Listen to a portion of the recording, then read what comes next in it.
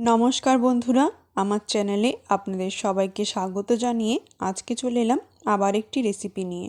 আজকে আমি আপনাদের সাথে শেয়ার করব নিম বেগুনের রেসিপি। নিম বেগুন বানানোর জন্য আমি এখানে নিয়েছি কিছু নিম পাতা আর একটা বেগুন।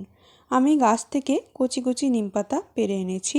কচি নিম পাতা দিয়ে নিম বেগুন খেতে বেশি ভালো লাগে, আর কচি নিম পাতা দিয়ে নিম বেগুন বানালে তেতোটা একটু কম হয়। নিম পাতাগুলো আমি ছাড়িয়ে নিয়েছি, আর এখানে বেগুনটা আমি এরকম ছোট ছোট করে কেটে ধুয়ে নিয়েছি। এবার প্রথমে নিম পাতাটাকে ড্রাই রোস্ট করে নেব। কড়াই বসিয়ে কড়াই গরম হয়ে গেলে নিম পাতাগুলো দিয়ে দেব। নিম পাতাগুলো ভালো করে ধুয়ে তারপর দিয়েছি। নিম পাতাটা নাড়াচাড়া করে ভেজে নেব।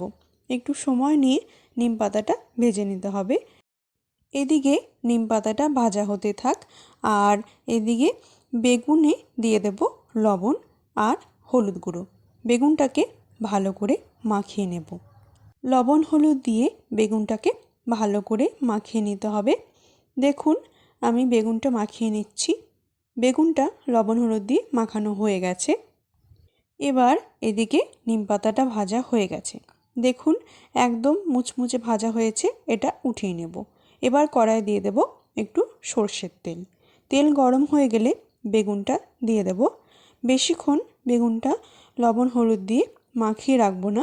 বেশিক্ষণ মাখিয়ে রাখলে জল বেরিয়ে যাবে, তাহলে নিম বেগুনটা খেতে ভালো হবে না।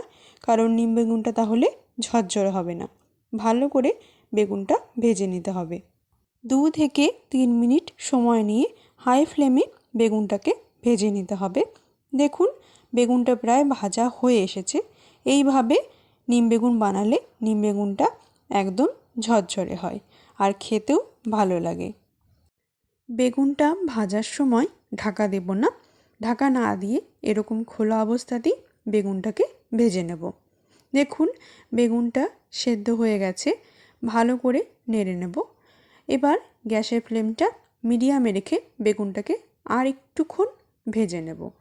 দেখুন, বেগুনটা ভাজা হয়ে গেছে। এবার আমি এর মধ্যে ভেজে রাখা নিম পাতাটা দিয়ে দেব। ভালো করে মিশিয়ে দেব। মিডিয়াম ফ্লেমেই বেগুনটাকে আরও 1 মিনিট ভেজে নিতে হবে। এইভাবে নিম বেগুন বানালে সবাই পছন্দ করে। আমার বাড়ির সকলেই পছন্দ করে। আপনারা অবশ্যই একবার এইভাবে নিম বেগুন বানিয়ে দেখবেন। তৈরি হয়ে গেছে নিম বেগুনের রেসিপি। আমার আজকের এই রেসিপি আপনাদের কেমন লাগলো অবশ্যই কমেন্টে জানাবেন। ভিডিওটি লাইক করে আমার চ্যানেলটিকে সাবস্ক্রাইব করে পাশে থাকবেন।